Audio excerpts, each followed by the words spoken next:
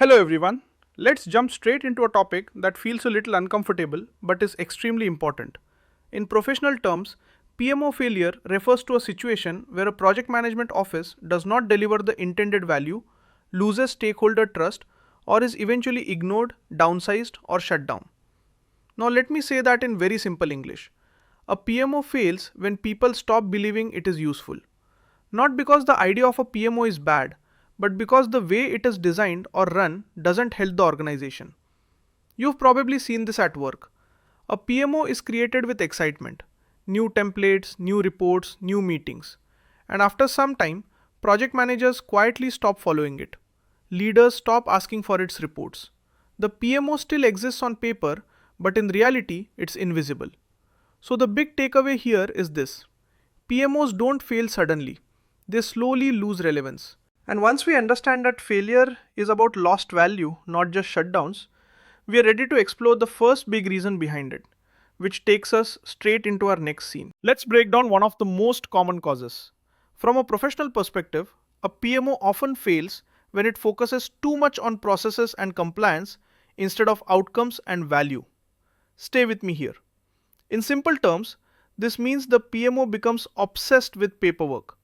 Templates, forms, reports, approvals, lots of activity, but very little real help. You've probably seen this. A project manager spends more time updating status reports than actually solving project problems. The PMO asks for data, but never uses it to support decisions. I once worked with a PMO that proudly introduced a 20-page project template. Everyone filled it once. After that, people copied and pasted old content just to keep the PMO happy. The PMO was busy, but the projects were not better. So now that we see how over-bureaucracy pushes people away, the natural question becomes, what else causes PMOs to lose trust? And that leads us directly into the next scene. Another major reason PMOs fail is the lack of executive sponsorship and leadership support. Let me simplify that. If senior leaders don't believe in the PMO, nobody else will. A PMO without leadership backing is like a referee without a whistle. Nobody listens. You might have seen this. The PMO suggests changes, but leaders ignore them. Or worse, leaders bypass the PMO completely and make decisions elsewhere. I remember a PMO that created excellent reports, but leadership never attended review meetings.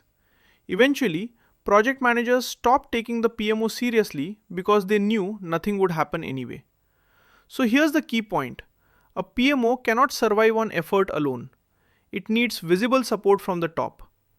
And once we understand the role of leadership, the next thing to explore is how PMOs sometimes fail by not understanding the people they serve. Which brings us to the next scene. Let's talk about misalignment. Professionally, PMOs fail when they are not aligned with organizational culture, maturity, or real business needs. Now let me say that simply. A PMO fails when it copies someone else's model without thinking, does this actually fit our organization? You've probably seen this. A company adopts a very strict PMO model because a consultant recommended it, even though the organization is fast moving and informal.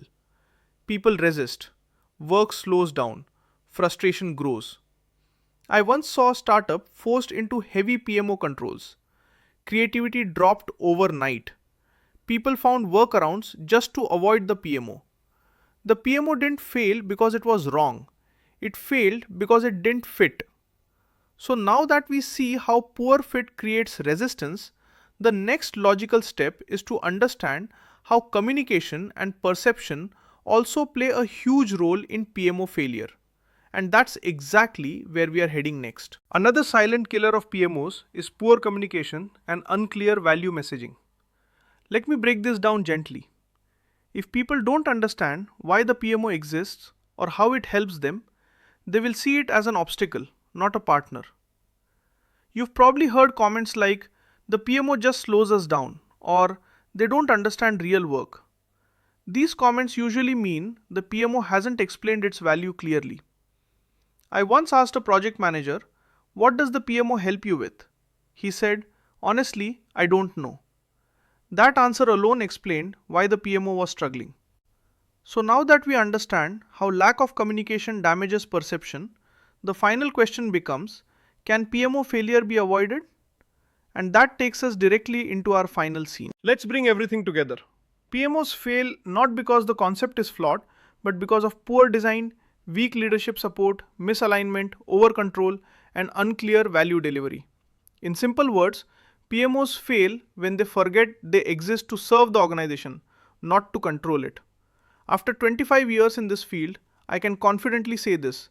Successful PMOs listen first, adapt continuously, and focus on value before rules. They evolve with the organization instead of fighting it. So now that you understand why PMOs fail, you are perfectly prepared to explore the other side of the story, how successful PMOs are designed and sustained. And that is exactly where we head next in your PMOCP learning journey. We are going to discuss why PMOs succeed in details in next chapter.